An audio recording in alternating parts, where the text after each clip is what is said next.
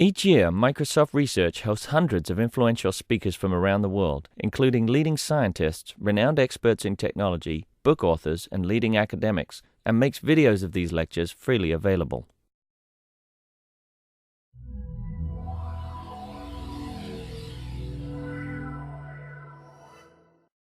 Okay, I think we're going to get started now. As many of you have probably heard, a bunch of us are starting to do some research in an area that is not new to the world, but new to Microsoft Research. And that is, we're starting to look directly at some of the usability issues that affect programmers while they're using their programming environments. And so it's my pleasure today to introduce Marat Boshenitsin, who is Susan Graham's student at Berkeley. And I hope he's the first of many people who will come and enlighten us all on this issue of kind of the human factors of programming. Marat has been working on software refactoring, and I think he was quick to discover, despite being Susan's student, that it's not all about the compiler internals and mastering those if you want a good refactoring tool. You also have to learn about the programmers and their programming habits if you want to get the tool right. So hopefully Marat will be able to enlighten us about that today. Thanks. Thank you, Rob. All right, so I come from a long tradition of building programming environments at Berkeley. Our current project is called Harmonia, and as Rob said, I'm Susan Graham's student. And what I will be talking to you about today is evolving source code using interactive transformations. So before we start, let me just set up a little bit of context for this work. So it's a well-known fact that the complexity of software system has been steadily growing over the years. And in fact, the graph you see on the screen is a graph that shows the number of millions of lines of code in the Windows systems over the number of releases. And lest you think that Microsoft programmers are particularly prolific as opposed to other kinds of programmers, Red Hat Linux distribution also grew in size 76% from versions 6.2 to 7.1. So what I'm doing here is I'm equating number of lines of code to complexity, but for the purpose of the argument that I'm making here, this is a fairly good estimate of how complexity has been increasing. And there are many problems with complexity, and the one that I care about is that complexity is overwhelming to a developer, right? So, of course, bad news is that complexity is hard, if not impossible, to reduce. Things are not going to suddenly change over time and become easier to work with. Now, the good news is that we can manage complexity. And we can manage complexity in a number of ways, and the most important thing is we need to recognize that complexity of software is really a human problem, right? So computers will get faster, will get more memory, eventually we'll be able to run the next version of Windows, but the cognitive apparatus of a person is not going to double in size every 18 months, right? So it doesn't follow Moore's law. So what that means is that the cognitive ergonomics of software development are essential to building tools. And building better development tools will, in fact, help having the person cope with complexity. Now, complexity affects many different development tasks. And the one that I'm going to talk to you about today is called source code evolution. So what is source code evolution? Well, developers change source code every day, right? It's a well-known fact that essentially from day one, source code will change. And modern development methods, agile methods such as extreme programming, actually embrace change. They say change is good. You should change your code. You can write bad code if you can fix it later. Now, of course, many changes are ad hoc, and some of them are design improvements, some of them are new features, some of them are bug fixes. And making these ad hoc, conceptually simple changes can be tedious, right? So if you make one small change here, you need to suddenly go off and fix up now 1,000 of other places that you never thought about. And that makes making these changes expensive and hard for the person to manage. Now, in the rest of this talk, when I'm going to talk about source code changes, I'm going to call them transformations. So basically what this means is we're starting with source code in some state. We're doing some changes which transform the source code, and we're doing a source-to-source transformation, and we end up with source code in some other state. So let me give you an example of such a change. So up here on the screen is a little bit of Java source code. And what we have here is we have a vector of names. And we put names in the vector. We get names from the vector. And suppose that a programmer discovered that the vector is really a fixed length. So there really is no need to have an overhead for a vector data structure. And what the programmer wants to do is to do something like this. Convert the use of vector into a fixed length string array. Right? Now, in this particular case, the change is actually quite easy. You see all of it on the screen. But now imagine if you had to do the same thing for all uses of the field names in a program. Now, you may argue that this is really not the right code because the developer should have abstracted the access to names in the first place. But of course, the real code is not often the ideal code. And the problem is that the abstraction may not have ever happened, or there's some design pressures, or something caused the programmer to write this bad code. Now they need to fix it up. Now, I should say that this is just one example, fairly representative for the purpose of this talk. But there will be other examples of transformations where abstraction would not actually have helped. So the problem is then, of course, that there are really no appropriate tools to implement such a change. Well, you might think that refactoring tools would help, but have you ever really heard of convert vector to array string refactoring? A string array? Well, probably not. And the reason for that is that this refactoring is not a general purpose refactoring that you can build into a tool, right? In fact, if the length of the vector changes over time, this refactoring is not legal. So the refactoring tools that exist actually implement a fairly small set of canned and generalizable refactoring transformations. There's a whole class of tools that are known as general purpose transformation tools. The example you see up here on the screen comes from TXL, which is a general purpose big transformation system that's good to use for things like Y2K and Euro conversion. This is not a tool that you might want to use for a simple change that I've shown you in a previous slide. Now, well, what's the programmer left with? Well, of course, there's good old standby SAD. Of course, the problem is that SAD doesn't really always work. The little SAD snippet you see here on the bottom will actually work for some cases, but if you stir this regular expression long enough, you'll realize that it won't work as long as there's any kind of parenthesized expression inside of the call to method get. So SAD's really not sufficiently powerful. Now, the question is then, how do we build better tools? The approach that we took with the prototype I'm about to present to you was first to learn how programmers actually describe changes to the source code to one another. Then, based on what we learned, we designed a notation for programmers to describe these changes to a programming tool. Finally, we developed some of the algorithms for processing these notation, actually implementing these transformations. And then this was a prototype in an environment. And then finally, we're currently evaluating this tool. And the hope is that once we finish the evaluation, we'll iterate and build a better tool based on the lessons we learned from this project. So there are a number of challenges that we had to face in building this system. Now, the first one is making the transformation tool lightweight. I've shown you a couple of slides back that the general purpose transformation tools are good in the sense that you could probably use them for these kinds of tasks, but they're really heavyweight. They're really not something that you might want to be using while you're coding. You completely have to switch context, switch tasks, go off, use a tool, and then come back and do whatever you were doing. So the tool has to be lightweight. It has to be built in such a way that developers can use this tool in line with other coding activities. Now, at the same time, the transformation language, the transformation notation that this tool provides has to be sufficiently expressive. It needs to address a broad range of code changing tasks, and by necessity, it will need to expose the linguistic structure of source code. Something that's traditionally thought of in compilers as parse trees. Now, the problem that this leads into is that the end programmer, the user of the programming environment, is not necessarily a compiler expert. In fact, more often than not, it is not a compiler expert. And so the way that humans perceive source code, the way they think about source code structures, is actually quite dissimilar from the parse trees that compiler hackers are used to.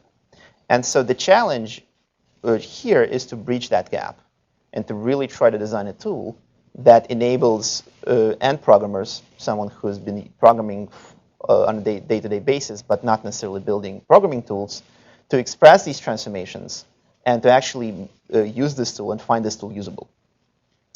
So let me give you an outline of what's coming next. So what I'm going to present right now will be a bit on programmer expression and on the user studies that we conducted.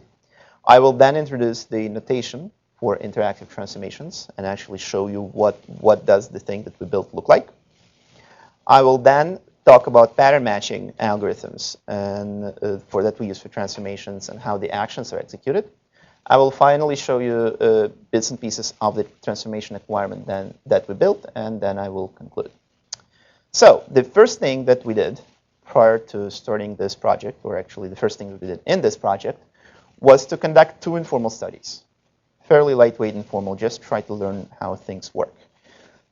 These studies, the first one of these studies was to analyze change logs and CVS comments to see how people describe changes to other people. Just what is the language that they use? What is the natural way to talk about changes when programmers talk to one another? Now, the second study was actually with people that we had sit in front of a computer. And in that study, we had programmers write instructions for performing a code change that we gave them. And the code change was in Java. And basically we said, here's something that's changed. Look at this change. And then write a description that another person could look at and then re-implement that change. So we learned a number of interesting things from these studies. Here's the first example. This actually comes from Emacs changelog. And in this case, the programmer wrote change bi star macros to byte star, and then similarly for bi star local variables. Now, what we learned from this expression is first that programmers use high-level linguistic notions, macros, variables. These are things that they use when they communicate to one another, but these are not necessarily words they might see in a code. Now, the second important lesson here is that programmers use patterns to describe classes of similar changes. Now, the reason this is important because this means that if we build a pattern-based language, we can actually hope to give programmers something that they're already used to. This is something that they already naturally use when they describe changes. Now, let's look at another example. This one actually comes from the user study. So in the user study, somebody wrote in their study, in the result, they wrote create method, public abstract void execute hire that takes an HR department argument. And then after that, replace the body of HR department.execute hire with the call to amp.execute hire taking this as an argument. Now, what's interesting here is that, first of all, programmers refer to syntactic structures, right? They talk about methods, they talk about bodies, they talk about calls, which are typically structures that you find in a language definition book, right? So they have this ability to talk about these structures. And perhaps even more importantly, they talk about semantic structures. They talk about semantic entities, names. Now, this example is actually kind of important because look at what the programmer said. The programmer said HR department.execute hire. Now, if you think how this appears in the source code, this is actually quite different. There's a class called HR department. That class contains a method execute hire. The programmer never saw the expression HR department.execute hire in the source code. Yet it was very natural for them to just form it based on the naming rules of Java programming language and kind of assume that the other programmer would understand what that means. Now, yes? It's also interesting that they did put parentheses At the end. Yeah, right there. Right here? It almost looks like a call, but what they mean by that is it's a method, not a... Right, exactly. So in fact, I think there are some extra arguments that they needed to pass, which they just omitted. So they basically said as much as they needed to say, and not more. Yes? Can you say something about the refactoring tasks that you were asking people to describe instructions for? Right. So this was actually one of the tasks taken from Fowler's book. And in that task, the programmers were given a class with constants and a big switch statement.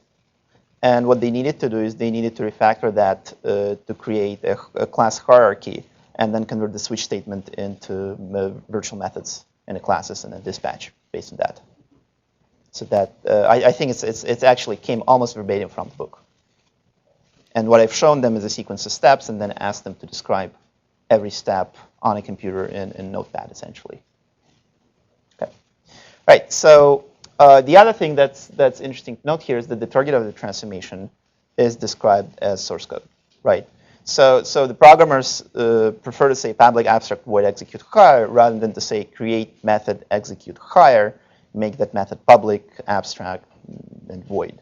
So this is kind of goes contrary to common reflection interfaces for creating methods and creating entities. All right. So finally, here's another example where the programmer said for each subclass of block, create method, then take each case in the switch statement, then copy the code. This is part of the transformation. So what's interesting here is that the programmers have this very imperative, very stepwise way of describing these transformations. Right? So rather than being declarative, rather than trying to say, well, I want to change this to that, they essentially give a recipe. They list steps. And it seems to be a very natural way for them to describe these changes. So the lessons from these studies is that based on these results, we can actually design a more formal notation for describing transformations. Now, the notation is not going to look anything like what you see here. But the hope is that because we've done these studies, because we've looked at how people actually work, we can design a notation that will be more appropriate and more useful for that. Okay, so let me show you what that notation looks like. We're going to go back to our example. I'm going to start here with a bunch of set calls on the vector, and I want to convert that to the string array notation that you see on the bottom. So the way this works in our environment is that the programmer starts with the editor, which is what you see here on top. The programmer selects one instance that they want to transform. And as soon as the selection happens, the environment with the tool will create a transformation pattern for them. Now, what you see on the bottom probably doesn't look anything like a pattern. It looks like a piece of Java source code with a box around it. Well, but that's already a pattern. That pattern matches exactly one place in the source code, this one. So the patterns are represented as graphical boxes, and I'll show you more of these as we go along. And the pattern matcher runs continuously, and then as soon as this kind of pattern is created, we already get exactly one instance that we selected displayed by our pattern matcher. So boxes among demarcating structure provide visual handles for direct manipulation. So what we're going to do here, we're going to expand out the contents of this box to see what's inside of it. So now a lot more boxes appeared on the screen.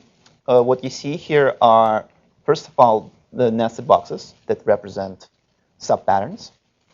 You might also notice that the boxes are aligned to look like Java source code. So even though this is a very structural representation, somewhat different from what the programmers are normally used to, the boxes are still made to look like Java. So you know, if you ignore all the graphics around the source code, it's still source code, right? It's very similar, very clear what's being matched here. Yes, so you can think. It's an abstract syntax tree that was designed for human consumption. So it's not a compiler's abstract syntax tree, but it's a way of looking at abstract syntax. Okay. So we have two types of boxes here. We have solid boxes, which represent fixed structures. And we have dashed boxes that represent sequences, essentially variable arity structures such as argument lists. Now, we automatically generate concept names that identify pattern structure. So this is similar to the names that the programmers are used to using, something that we've seen in our user studies. We also treat all the names in Java, we treat them semantically. Now, what that means is that we want to completely qualify every name that we pick out from the program. The reason for that is that we've just taken name completely out of its context. So there's no longer any static semantic context in which a name can be resolved. So what we do is we lift that context together with the name, and we provide this representation for the programmer. Now, if the programmer wanted to create a pattern out of that context, they can actually do that. These things are editable, and programmers can add wildcards to them, and we'll see that in a bit. So one thing that I want to say, and that brings up the point that was just raised in the audience, is that the pattern structure does not correspond to Java syntax, although it is similar. It is essentially an abstract syntax that was designed for the human consumption. OK, so let's manipulate this pattern some more and make some more interesting changes. We're going to expand out the arguments. We're now going to change the first argument into a wildcard. The wildcards are typed, and they, as you might guess, represent any match. any kind of thing. Their type and their type is right here, and their type because only expressions can actually appear as arguments to method. This 1.1 on the bottom represents the multiplicity of the wildcard match. So 1.1 means match just one instance. If we wanted this wildcard to match more than one argument, we would actually change that, although in this case we don't. Now we're going to, and as soon as we make this change, right away visual feedback in our environment indicates that we matched more instances. And is there feedback for the total number of instances, not just the ones that you can see? Right. So the way I'll show you a little later how this actually works. It works for the ones that you can see, but then there's also all sorts of overview ways to see where else you matched, and then you can navigate to those matches as well. So we're going to do exactly the same thing to the second argument. I'm going to turn that into a wildcard. Got one more instance up here, and at this point we're done, right? So we matched all we cared to match, and so what we're going to do next is we're going to try to add the transformation rule, right? And the way the transformation rules work in this notation that they're associated with particular patterns. So you can add a transformation rule to the entire method call, or say if you wanted for some reason to swap the arguments, you could actually add a transformation rule to just to the arguments part of this pattern. Okay. So the transformation rules, as I said before, are basically text, and they're associated with parts of the pattern. And as soon as you start creating transformation rule, you get a little preview here on the top of what's going on and what's the new code that gets generated. Okay, so, and I just said that. So the transformations are just Java code with escapes, right? They're not structural in any significant way. The escapes here are represented by dollar signs because dollar signs are pretty much unused in the Java language. And the escapes allow us to refer to names that we see in a pattern. So basically, pick out the pieces of the pattern and put them back into the code that we generate. Okay? So we're going to finish typing up this one. And this creates the result that we expect. We can accept, and we're done. Okay? All right. So now let me show you just two quick examples of two more transformations bypassing construction, just to give you a better feeling for what this thing can do.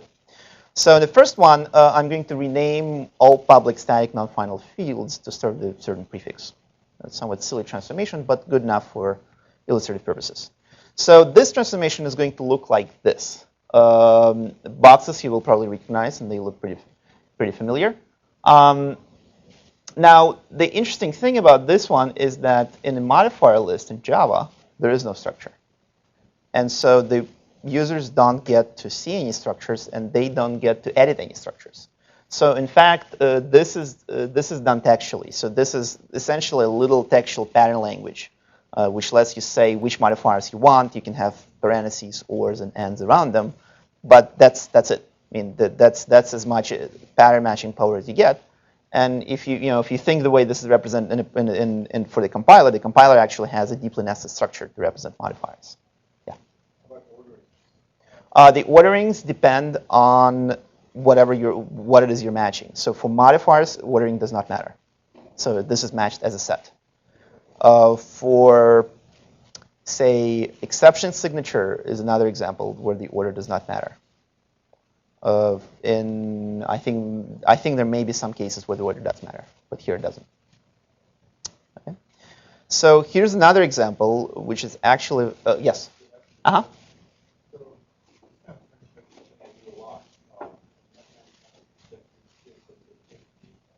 Uh-huh.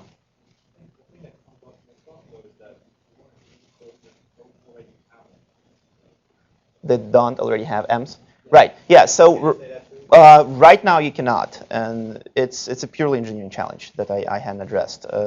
I did not do a sub-token level pattern matching, although you might imagine it's a fairly easy problem to solve.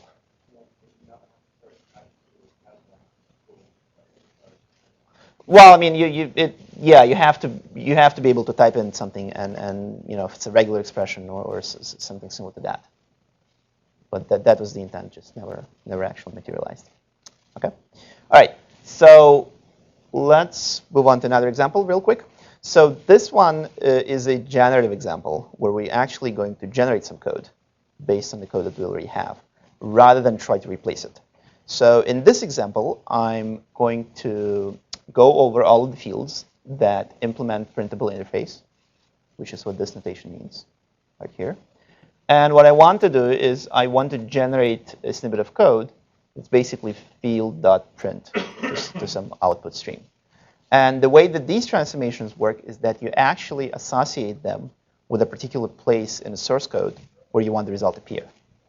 So prior to creating a transformation, I would create a place for this code to go and say, I want the transformation, I want the result to end up right here. And that's how generation works. Right. OK.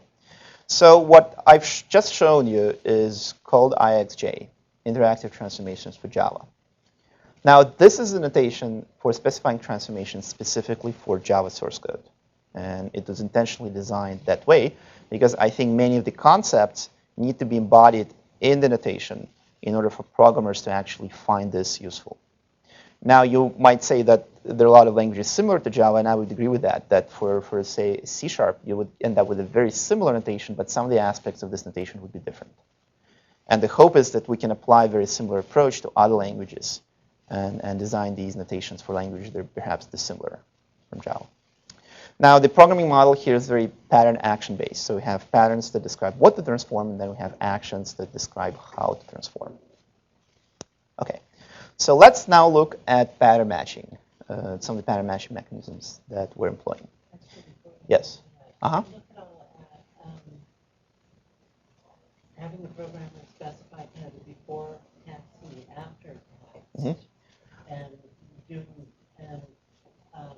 rather than manipulating the actual. Right. So that's a great question. I've looked into that, and I looked into some of the related work in text editing, or basically text editing by example. And it seemed to me that at this point in time, that work hasn't really matured enough to give a precise result that we want. What works for text editing, plain text editing, may not work as well for programs because we're looking at a more formal representation for the transformation. So there's another way of looking into the same question of how do we create these patterns, and I'll get to that at the end of the talk. So I'll just defer that. But let me now slightly switch gears and talk about pattern matching. So the problems that we face is the pattern structure is human-oriented, right? As I mentioned to you, it's really designed to match programmers' perception of Java source code. Now, at the same time, the source code representation is compiler-oriented. In our case, we use generalized LR parse trees. And if you're familiar with GLR, you'd say that, well, GLR is already fairly abstract, that it's not your traditional LALR parse trees. But still, there are a lot of details in the parse tree shape that are only intended to be seen by the compiler and not the human. So let me give you a little example that illustrates this. So here we have a local variable declaration in Java. We have a bunch of local variables I, j, and k. And this is what the parse tree might look like, right? So this is an example which is fairly similar to what it looks like in our system. Now, suppose we have a pattern that looks like this. What we really want this pattern to match is this, right? We want to match int j, despite the fact that int does not appear next to j in the program. And we essentially want the pattern to match these two tree nodes. So the problem is, how do we do this match? How do we create this match? Now, this is a fairly extreme example. In many cases, the situation is slightly less complicated where things do appear together. But nevertheless, the structure of the pattern is more abstract than the structure of the tree. And so we need to figure out how to do this match. So the observation here is that, the problem here is that given a pattern, we need to generate all bindings of pattern variables to syntax tree fragments. So in this case, we want type to be bound to this part of the tree, and the name to be bound to that part. So two observations about pattern structure. The first one is that super patterns, the bigger patterns, in this case var declaration, appear higher in the syntax tree than subpatterns. The second observation is that left to right ordering of subpatterns is also preserved in a syntax tree. Now, this may not be true for all of the languages. And in some cases, we might find that expressing patterns for a language that, say, uses a prefix notation for operators is more natural for programmers to express patterns using infix notation, right? But this is true for Java, and this is essentially the challenge we're facing. So the observation that we make here is that we can use the grammatical structure of the tree, which is given by the language definition, and which is basically given by the compiler. It's embodied in the grammar. We can use that grammatical structure to generate a tree automaton that will do pattern matching for us. Okay, so let me very quickly, on one slide, just quickly review what these automata look like and how they work. So for a string automata, I'm just going to show you an example for matching open paren, some number of characters that are not close parens, followed by a close paren. So we use non-deterministic finite automatas, NFAs. We have states, which indicate what can be expected next. And we have transitions that just move around in the states and move in the input, consuming characters. So for this particular case, the automata looks like this, right? So we start in a start state. We see an open paren. We move to state 1. We loop around until we find something that's a close paren, and then we move to the final state. Now, the tree matching in the pattern matching in the trees actually looks quite similar, but things get just a bit more complicated. Now we're going to go back to the tree that I've shown you before with int ijk, and what we're going to do, we're going to start at the top node, and we're going to create a state that represents the matching automata being at that node. Now, what this state means, and I'm going to use a labeling similar to LR construction in a Dragon book. What this state means is that we're in a vardecal node. We're about to enter type node, which is what this dot represents. And then the rest of the grammatical production is that there's a declarators at the end. So we're at that state. We're going to move down to the subtree. When we move down, we want, of course, a conditional transition. We want to move down only when we see a type here. And the other thing that we'd like to do when we match is we need to remember where we were. So notice that here we just moved from the bigger pattern, from the super pattern, to a sub pattern. And we need to remember that we were right here because we want to come back and match this part of the tree. So what that means is that we're going to use a stack on the side, and we're going to push vardecal on the stack, and remember that. So now once we're down at that node, we're going to move down once again, move down to prim type node. Very similarly, we're going to match int. And here the match may not be exactly a tree structure match. It could be a way of interpreting a pattern for matching a type name. And we're going to pop up, note that the node disappeared from the stack. And now we're back to the var declaration pattern. And we're ready to examine the rest of the tree. And we're going to move on. Now, what I've shown you is actually something very traditional. This is called non-deterministic pushdown tree automaton. It was discussed in literature many times. Now, what's difficult here, and that's the difficult part actually I haven't really shown you, is how you construct this automaton from the pattern that's more abstract than the syntax tree representation. Okay? So I'm not going to go over the construction in this talk, primarily because it's just going to take way too much time. And essentially what happens is we move bottom up, left to right in the pattern structure. And then as we do so, we create all possible tree states that correspond to that sub-pattern. And then as we move higher up in the pattern structure, we do a little bit of grammar reachability analysis. And then we eliminate the states that cannot be reached. And so that means that we can actually regenerate the structure, the missing structure that's in the syntax tree from the pattern that just does not have the structure and is much more abstract. And then there are a lot more details to this than I want to talk about here. There are weighted transitions to represent longest match and shortest match in sequences. The name matching, which is done semantically over a semantic representation of name information. There are non-structural patterns, such as the ones that you've seen for modifiers. So all of this will be in a forthcoming paper if you're really interested. But now let me move on and actually show you how the transformations are executed once we matched something in the tree. So in this case, I've shown you once again the tree you've seen before. And we have a transformation here, which is, again, the one you've seen before. We're going to add m underscore to the name. Yes? So I have a high-level question. Sure. Yes. My guess is that usually when we write grammars in parsers, Mm-hmm. we would like the grammars to be annotated in the parser Yes. So, my intuition, when looking at what you presented, is that you want to clear off some of the black ambiguity and present some general matching notations with some algorithms that might be more intense possible. Is that the way to think about it? It's one way, yeah. So essentially, I'm reintroducing some of the ambiguity back into the process. And then you have a backtrackable. And then you have a backtrackable solution. And the reason that I'm reintroducing some of the ambiguity is because we as humans we think in inherently ambiguous ways, right? So if you go back to this example, what you see in a pattern is int j, but what you see on the screen is int I, j, k. Now, if I've shown you int I, j, k first, you would probably think, well, that pattern shouldn't really match there.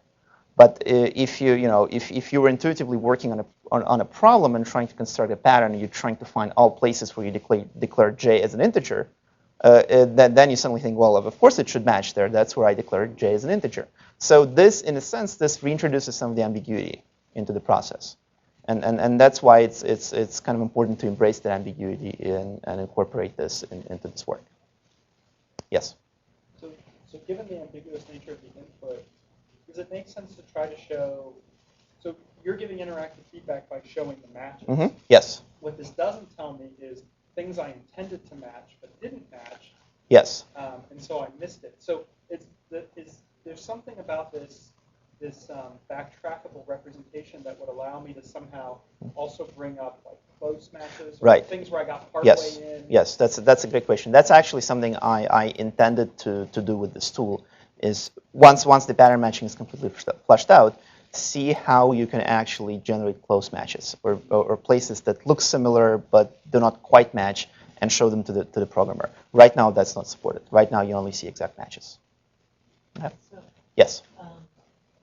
You go through this push down of match, this little pattern against that big ugly thing, but in a way that big ugly thing boils down to bar deco, I bar deco, right. big bar deco, and that's kind of, at least in this case, more like the thing you'd want to be matching. Right. I didn't get the question part.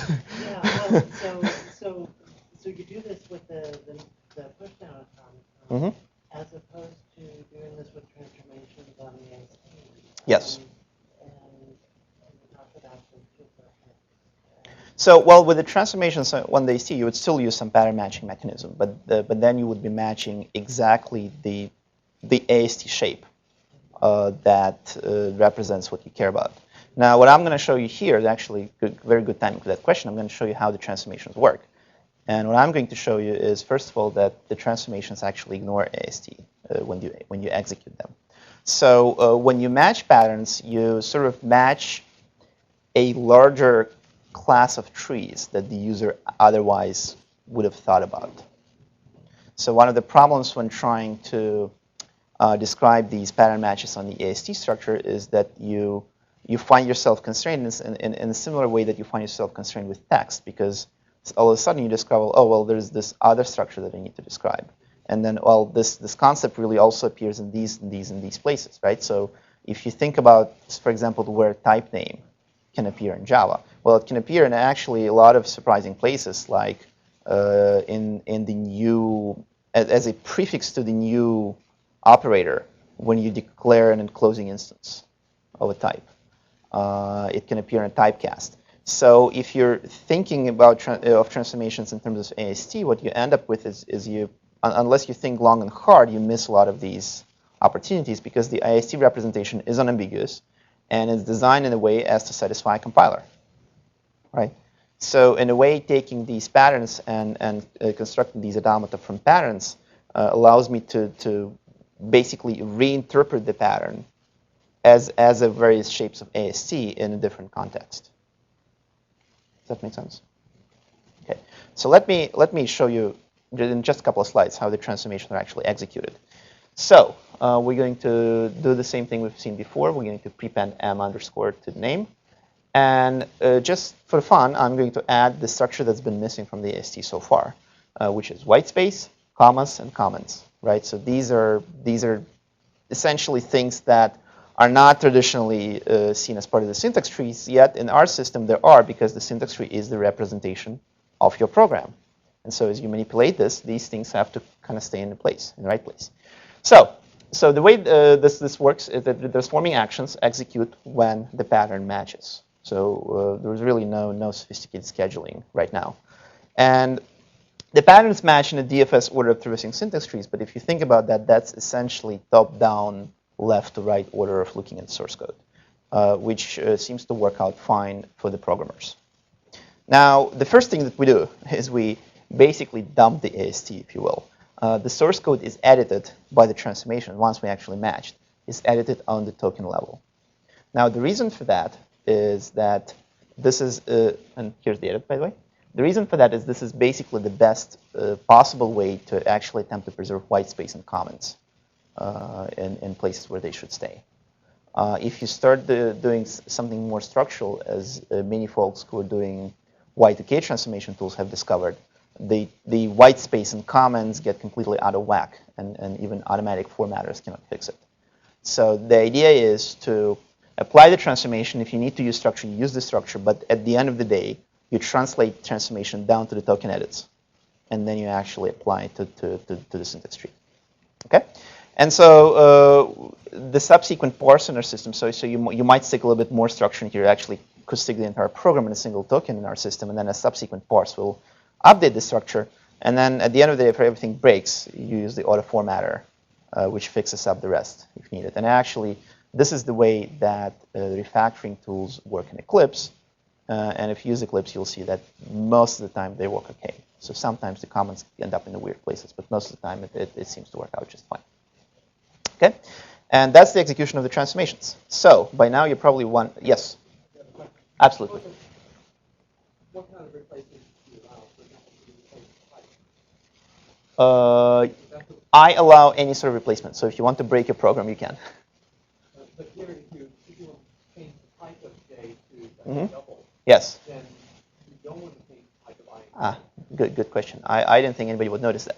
Yes. So the way that it works in this particular case, and it's actually not true of most transformations, is that because int is sort of, you can say overloaded and used in multiple places. For the transformation where this happens, we actually clone out the declaration, right? And so if you were to replace type with, say, double, what you'd end up with is int I, comma k, double j. So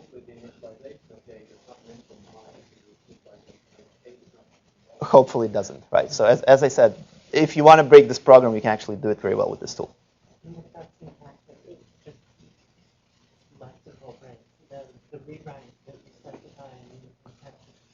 Oh, you can break it completely. Well, this is lexical, so this is lexed, and this is tokenized. But beyond that, you can do, if you don't close the parentheses, yeah, you lose. You lose. Right. Sort of as a side comment, in the analysis system that we're using, we're actually pretty good at being able to isolate these sort of errors, which were introduced as part of the edit. So in a sense, what will happen is the part of the syntax tree that malformed will get isolated. So if you forget to say close the parentheses, it's not that your program is going to get invalidated all the way to the end of file. So it's sort of a side comment in the way the system works. Yes? Yes. If you decide that certain set of changes would not be supported, and certain set of changes that you would want to support. So the more guarded question is, I can imagine some set of changes that programmers want to make could be captured before until transformation. Right. Some set cannot. What is the boundary? So the boundary here was to balance out the usability by a human programmer with the expressiveness of the system. So for example, if you wanted to use this notation to say represent extract method refactoring, you probably could not, because this system does not expose flow control information, right? So there's basically an idea, well, let's make this system as powerful as we can, and at the same time keeping usability in perspective, and try not to introduce things into the system that will make it more powerful, but be confusing to the user. So it's a very soft boundary, But that, essentially drawn by me. that hinges on being on the user being able to understand that boundary. And how is that boundary? Well, I mean, in a sense, there are only so many things that you can do with this notation, right? So I haven't really shown you all of them, but there is expressive powers to say restrict the types of expressions, to say we want it to be a subtype. So there is some scaffolding for the user that the system provides. I'll show that to you in a second, in sort of helping to construct the transformation. And beyond that, the way I thought about this is whatever the user does not immediately perceive as something that they can do is probably something that's too complex for them. Yes? So for the more semantic errors that you can introduce by doing that, so for the syntactic ones like the missing closed or whatever, I can imagine you can help the user with that early on. But for the more semantic ones, like for example, the problem with the initializer, J having the wrong initializer, or the introduction of the name MJ now shadows something that wasn't supposed to. So for that, even if your system doesn't currently handle that very well, what do you think the right answer is? What should the user experience be like there? Let me defer that until we get to the slide where I talk about this. Okay. But that's a very good question. So I'll respond to that a little later. Okay, so right now let me very quickly show you what this actually looks like in real life. So this is implemented on top of Eclipse, as I probably already mentioned in the talk. This also uses Harmonia framework, which is the project I've been involved with at Berkeley. And that framework provides us with a persistent syntax-free representation that's essentially incrementally maintained per keystroke. So sometimes it's broken, sometimes it's not, but it's something that we have immediate access to. And it's all the way down to token level and comments and white space. And there's, in addition to that, there's also incremental semantic analysis infrastructure, which maintains the symbol table information, makes that available to this tool as well. Now, this is what it looks like. So what you see up here on the screen is essentially Eclipse. This part here is an editor. Right here is the package browser. Right here is the outline view. So this is what the programmer sees on the screen when they work with Eclipse. It's slightly compressed to compensate for the size of the projector screen, but that's essentially it. What you see here on the bottom is the view where they can edit patterns. So notice how this is completely non-modal. This is built in such a way that the programmers can work on whatever they're working and then decide, well, now I want to apply transformation, now I want to do a change. Let me switch to this tool, work on the change for a while, and then switch back and do whatever I was doing before. So let's take a look at what's going on here. So the programmer starts, just as I've shown you in the presentation, they start by selecting something in the source code. When they select something and that's actually a valid structure, they get to see that structure on the bottom. And it looks exactly what I've shown you in the presentation. They get to see this. They can drill down. They can see what's going on inside. And then if that's indeed the structure they wanted to select, they can accept it and then start working on transformation. So let's do that. And what's happening now this became editable. And as soon as this became editable, the pattern matcher run. And notice that the pattern matcher highlighted the only match I have in my source code. And also, as soon as I start changing the pattern, as soon as I add a wildcard here, the pattern matcher runs once again and highlights more matches. Now, back to the question of how the programmers get to see matches in other files. Well, they get to see these two views that are actually native to Eclipse, not something that I built, where these little green checkboxes indicate matches elsewhere. And also out here on the right is an overview panel with the two faint green bars that you probably can see very well on the screen, but that basically indicates where other matches are in the same file. So these two features are actually endemic to Eclipse. All right, so let me talk a little bit about the evaluation, since evaluation is actually a big part of this work. So we're using two parts of our evaluation. The first one is to use case studies to evaluate just the expressiveness of the notation. So essentially looking at the refactoring book and picking out some of the transformations that are part of the refactoring process, not necessarily the entire refactorings, and trying to describe these transformations in this notation just to see whether the notation is good enough. The second study is, of course, more interesting, which is the study on real users. And for this study, which is actually currently something that we're doing, we're looking at a target audience of expert Java programmers. We want people who use Eclipse as to eliminate some of the learning variables. At the same time, we're trying to avoid compiler hackers. So basically, compiler hackers need not apply. So we're not specifically trying to eliminate them, but we're asking people questions and trying maybe not to take in people that know too much about syntax trees and parse trees. So this user study consists of 2 tasks. The first task is to rename all classes in the project to follow a specific convention. Now, renaming is something that can be done with refactoring tools. The problem with this task is that if you have 100 classes, you need to apply the refactoring 100 times. With our notation, you can actually describe a large class of similar changes. As I've shown you before, you can describe that concisely in a pattern. So we're trying to see whether people can actually use this and whether they can use this notation to actually perform this, or whether they still prefer to go back to rename class refactoring in Eclipse. Now, the second task is something that cannot be done with a refactoring tool. In this task, we're asking our users to move a non-static method from one class to another. Now, moving static methods is easy, and that refactoring is implemented in almost any refactoring tool out there. Non-statics are trickier because you need to figure out where does the object instance that you're going to invoke the method on will come from at every call site. Now, that's the reason why the refactoring such as this one does not really exist in any tool, because it's a non-generalizable transformation. Now, in my experience, when I had to move methods a lot, that object instance was actually one of the arguments to the method. So you basically move method from class A to class B where it belongs. And the reason you do this move is because you keep passing the instance of class B to that method. So what you need to do, at every call site, you need to flip the object instance that the method is called on and one of the arguments. And so we're essentially giving them that task and asking them to implement that transformation. OK, so the metrics that we're looking at is, first of all, understandability of the notation. So that's essentially a pen and paper quiz. Here's a transformation in our notation. Here's some source code. Show me where it matches. Show me what happens when the transformation occurs. The second metric is, of course, performance on sample tasks, the ones that I've just discussed on the previous slide. And then finally, we're really interested in looking at the kinds of mistakes that people make with this tool. And perhaps some of them can be avoided by better user interface, by redesigning some aspects of the notation, just seeing what works and what doesn't.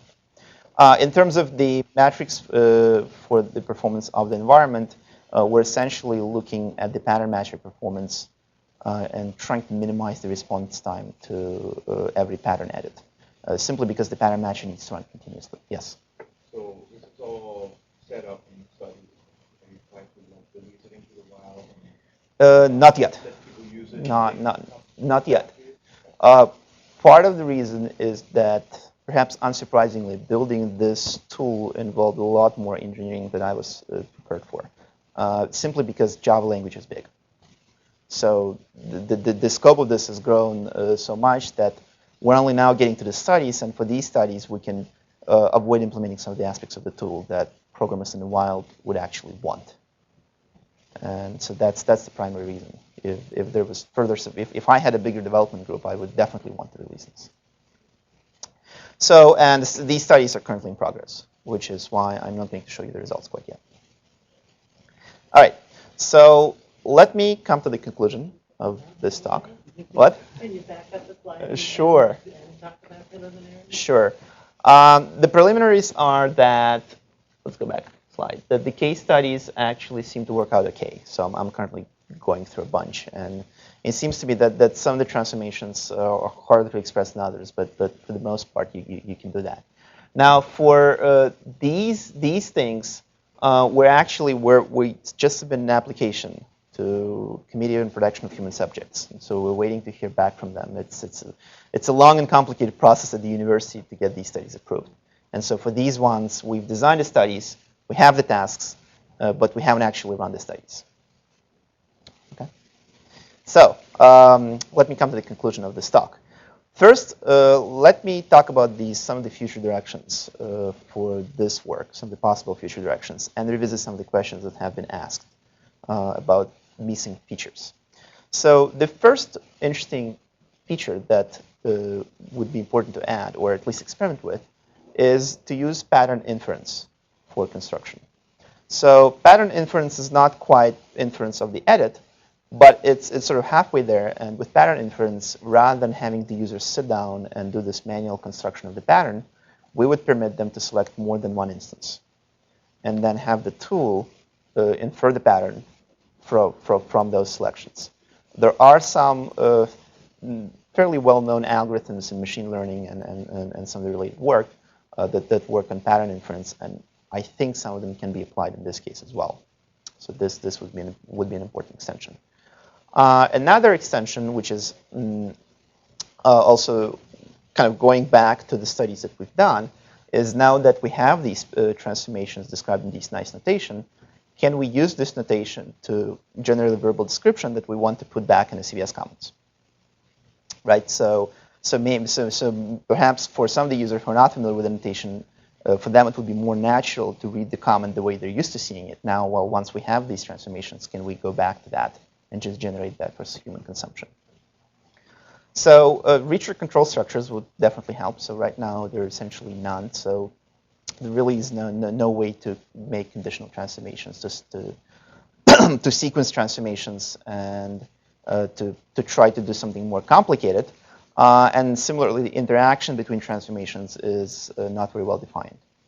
So if one transformation breaks the tree, but the source code, but then you need to apply the other one to fix it, well, that thing is really a matter of engineering, but it doesn't quite work now. So the transformations on incomplete and incorrect code would be an important addition to this. So you may have noticed that this really works when the syntax trees are well formed and complete. Now, sometimes there are not, and so perhaps we can, in those cases, we can permit lexical transformations that would function well. So perhaps not. On a flip side of the completeness correctness coin, can we add features to this notation that would permit us to verify completeness or correctness of the transformation? So right now we have a pattern and it matches in 100 places, but it should really match in 110 places. The programmer wouldn't really know unless they somehow knew that it should match elsewhere, or unless there was the approximate matching mechanism that would show them that maybe there's these other matches that you should look into. The correctness is something that refactoring transformations give you by using pre and post conditions, and again, that's not something that's available in this notation currently. And then finally, it would be really cool to see transformations on the structures that are not directly manifested in source code. So think of the structures such as control flow and data flow. So these are things that exist in the source code but not immediately visible. So designing a notation for expressing transformation in these structures is more challenging than doing something for syntax and semantics. Similar if you have domain-specific structures. So for example, you have a lot of UI code that lays out widgets, and you want to do a transformation that moves the widget around, moves some widgets around, or changes the layout manager. With the domain knowledge exposed to transformation notation, something like this can be done easier and more effectively by a user, and that would be an interesting extension. So let me summarize the contributions that this work creates. Well, the first one is that it reduces the amount of effort to make a change. And it literally puts ad hoc transformations into the hands of a programmer. Now, when I say it makes programmers more efficient, there are really two aspects. Well, one aspect is really just saving the typing effort. That's tedious, it's annoying, and it's boring. Now, the more important aspect is that with this kind of a tool, the programmers are less likely to create mistakes. They're less likely to break code. They can still do that, and I kid you not, this tool can help you break your code in a way that you were not able to do by hand. But at the same time, if your transformation is correct, then the programmer can confirm that it's correct by examining one place. They will not introduce mistakes by cutting and pasting or retyping the same change in other places. Now, on a psychological level, this is important because it reduces the resistance to change that the programmers inherently have, be it due to product pressures or be it due to other considerations. A good change, something that the product might benefit from, can go and implement it simply because the programmers are afraid to touch the code They don't want to spend a week implementing the change. They are under the pressures from their managers not to break the code base. So at that level, this tool helps as well. Now, there's of course a prototype that's coming out of it. As I said, not quite complete yet, but going that way. This introduces a novel visual notation for code patterns. It introduces a pattern matching algorithm, or rather pattern matcher construction algorithm for abstract patterns over syntax trees. And the evaluation methods that we introduce here, I think, can be applied more broadly to other transformation tools, for which, as far as I know, really no evaluation have ever been done in terms of their usability. And then finally, this whole line of work introduces a design methodology. That is to start with the user, look at what the user is doing, and build tools based on that, that can be applied to a lot of other tools that the developers use. And so the idea is that there are many tasks, and then there are many ways in which complexity becomes a problem. And so can we apply the same? We can apply the same methodology and then try to alleviate some of those problems as well. So now let me take just a couple of minutes, and I'm going to, in one slide, revisit the complexity argument that I've made in the beginning, and essentially throw out 3 other tool ideas that I had, which are basically up in the air, up for discussion, and at that point I will conclude. So the first one is domain-oriented debugging. So now if you think of debuggers, they have changed fairly little in the past, I don't know, 20, 30, 50 years. They're still symbolic debuggers. We're still looking essentially at machine instructions that are mapped back to source code representation. We're still looking at registers. And what this means is that there's a certain cognitive barrier for the programmers, which they need to cross in order to translate the domain concepts that they think about into the low-level representations that they see in a debugger on the screen. And so if we could add domain abstractions as first-class entities to the debugger, for example, suppose you have a debugger that understands UI widgets. And suppose you have a bug where 2 UI widgets happen to be drawn one on top of the other. Now, what you'd really like to know is where that bug occurs. What causes these 2 things to overlap on the screen? If you could only set a breakpoint in your source code to say, well, I want to break when these 2 things drawn on top of one another, you would probably find that bug faster. Of course, now you can't really do that. And just being able to expose these abstractions to the programmer would really help with at least part of the debugging problem. And as I said, this would reduce the cognitive effort of trying to map these domain concepts onto the source code representation. Now, another project idea is to, yes, sure. So this sounds a little like Brad Meyer's Y-line. Mm-hmm. Is that along the lines of what you're thinking? It's similar, except that Y-line doesn't really work on real programs. It works in Alice programming environment, which I think is a programming language for kids. And I'm thinking something more along the same lines, but more in tune with what the real programmers use. So more complicated runtime models, more complicated source code representations. But some of the similar ideas. So another project idea is to use some of the data mining techniques on source code to automatically discover code usage patterns. So when developers faced with a large code base, they're typically, and if it's a code base is new to them, and especially if the code base contains a lot of APIs, such as one I found when working with Eclipse, they're typically confused as to how to use these APIs. Or even if they know how to use the APIs, they may not know all about the APIs, may not know what are some of the restrictions, what are some of the protocol restrictions on the APIs. Now, there have been some work done here on enabling developers to describe API protocols in a way that would then let the tool go in and find protocol errors in using the API. Now, another technique that could help, and perhaps used in concert with analysis, is actually mining the existing code for examples of how the API is used. So, for instance, if there's always a particular error value that's checked after an API call, well, perhaps I should know about that when I make that call, rather than find out the hard way when my program breaks. Some of the program analysis techniques which have been used in program verification and invariant detection can also be used here to propagate invariance and to bring the invariance about some of the code that the programmer writes and especially the programmer changes from the places where that code is used. So if none of the users of the code ever expect a null value, and then the programmer went in and changed the code to return a null value to indicate an error, that's probably not a good idea. And it would be great to be aware of that when the programmer is looking at the code. Now, finally, the final project idea is to create collaborative interfaces that are linguistically aware of the programming language. If you think about instant messaging and email and bug databases, most of the communication happens in text, right?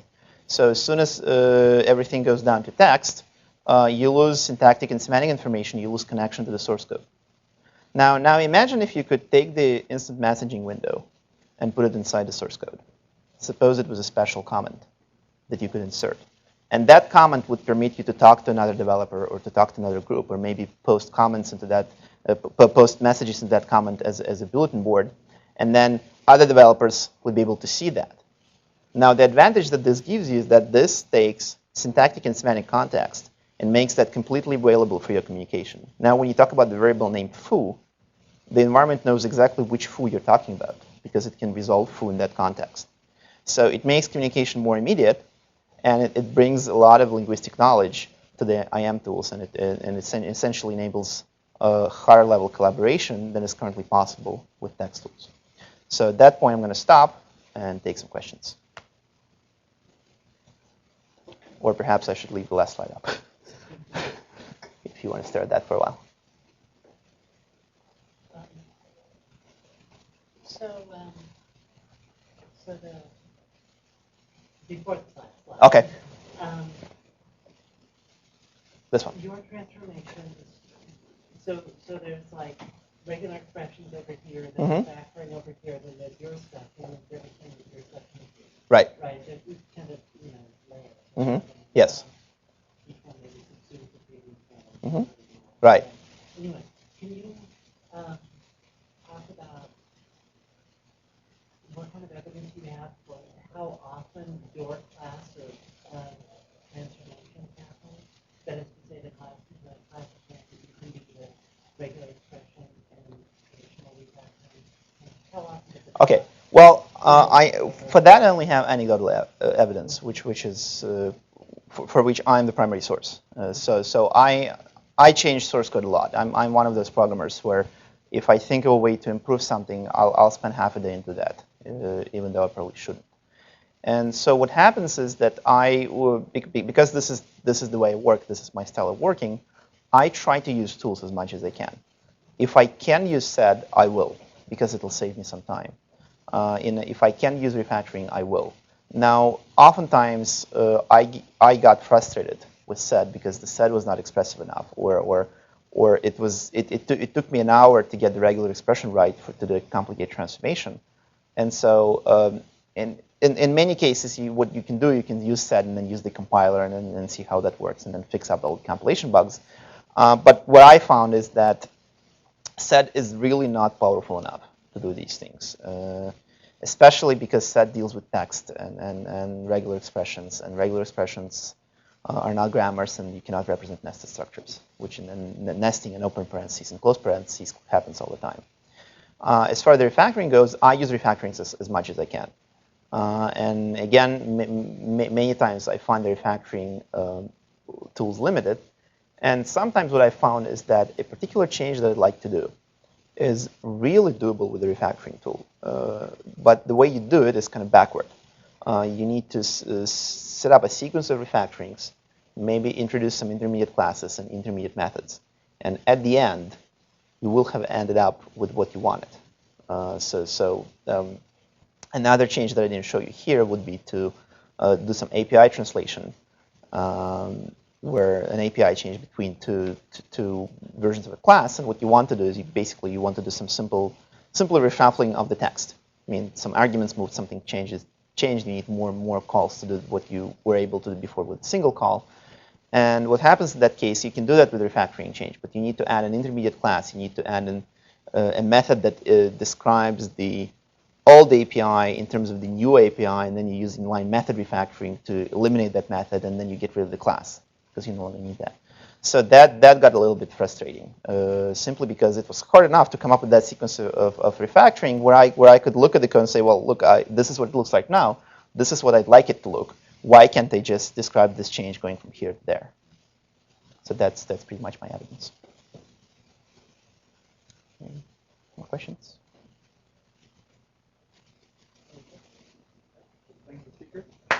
Thank you.